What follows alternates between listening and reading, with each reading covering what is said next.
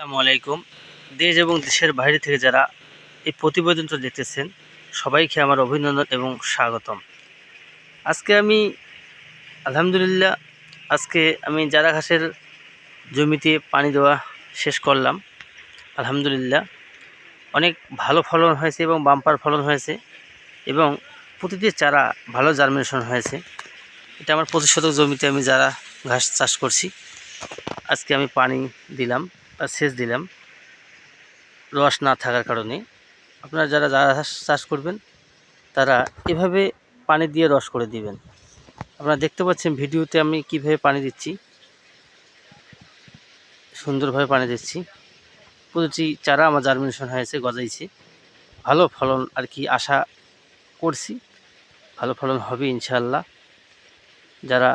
যারা ঘাসের কাটিংয়ের প্রয়োজন হয় তারা আমার ডিসক্রিপশনে নাম্বার দেওয়া থাকবে, নাম্বার যোগাযোগ করতে পারেন। আর যদি ভিডিওটি ভালো লাগে অবশ্যই লাইক করবেন, কমেন্ট করবেন এবং সাবস্ক্রাইব করে আমার চ্যানেলটির সাথেই থাকবেন। ধন্যবাদ।